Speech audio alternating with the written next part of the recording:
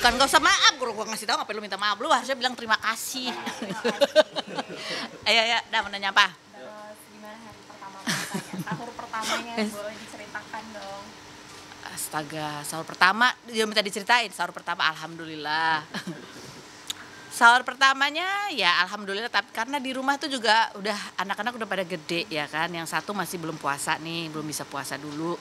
Jadi baru aku sendiri yang sahur. Tapi ya apapun itu dinikmatin ya, insya Allah harapannya mudah-mudahan di Ramadan tahun ini ibadahnya lebih khusyuk lagi, lebih lancar lagi.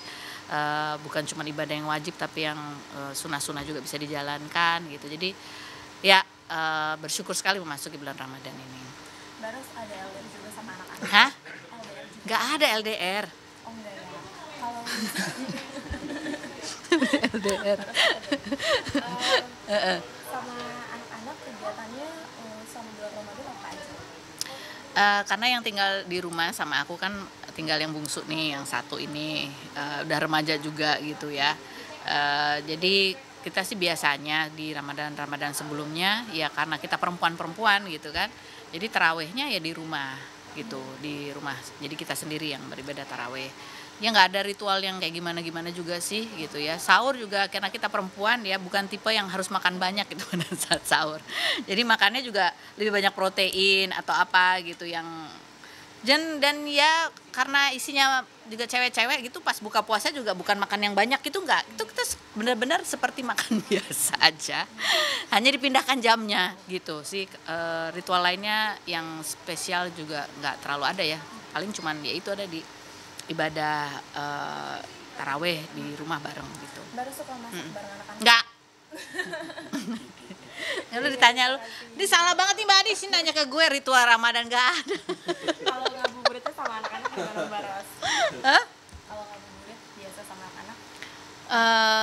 Juga biasanya kalau di kita nih bener-bener orang rumahan banget ya. Aku dan anakku tuh orang rumahan sekali gitu. Jadi kita tuh Ramadan ngabuburit atau apa tuh juga kalau nggak ada acara itu ya di rumah aja bener-bener nggak kemana-mana gitu, nggak ngapa-ngapain selain kita seperti kegiatan seperti biasanya. Jadi nggak ada yang istimewa. Paling mungkin nanti di akhir-akhir puasa di minggu ke-3 atau ke-4 itu baru deh kita biasanya buka bareng sama keluarga besar gitu. Tapi itu pun juga nggak banyak.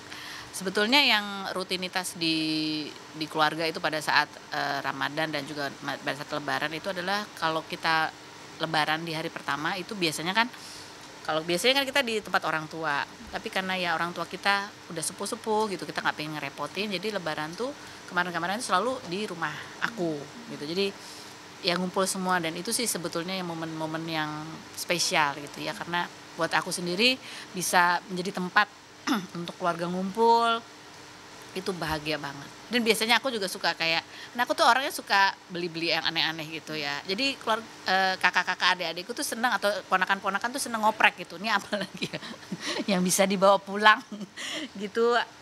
Ya seru sih, jadi kayak atau ya banyak lah. Kayak ibaratnya kayak kita kembali lagi ke masa-masa kecil kita gitu ya. Cewek-cewek semua ngerumpi, ngobrol, seru-seruan. Ya itu sih yang istimewa kalau memasuki bulan Ramadan dan Lebaran. Harus kalau perawatan kulit sendiri gimana sama bulan puasa? Perawatan kulit selama bulan puasa sebetulnya sama aja sih, nggak ada yang berbeda gitu ya. Cuman memang yang lebih aku perhatikan di bulan Ramadan ini jangan sampai minum air putih itu jadi berkurang gitu, karena itu kan penting sekali ya untuk kesehatan kulit, kesehatan tubuh secara keseluruhan.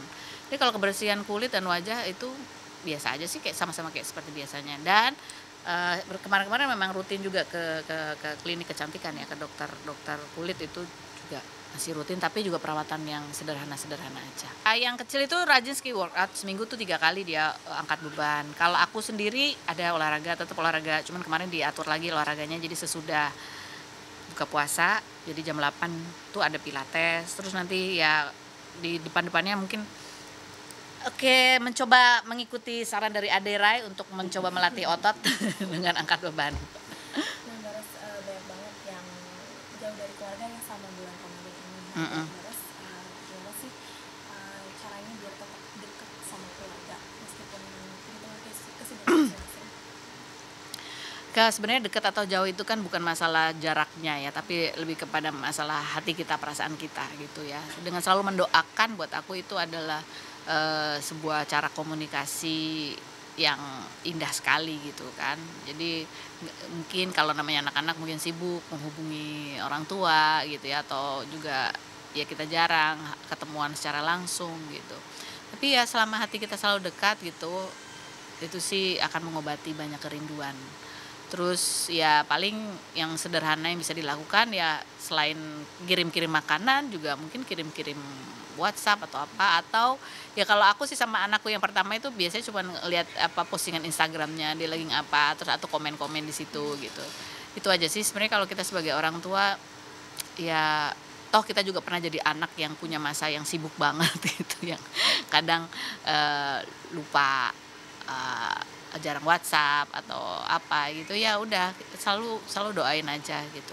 Dan itu juga menjadi refleksi kita buat anak-anak ini yang alhamdulillah orang tuanya masih ada di dunia ini, bisa kita ajak makan, bisa kita ajak ketemuan gitu untuk lebih rajin, apa ya, menyediakan waktu gitu untuk bisa kumpul-kumpul. Kalaupun nggak komplit ya paling nggak adalah momen-momen ya kita ngobrol langsung gitu, seru-seruan.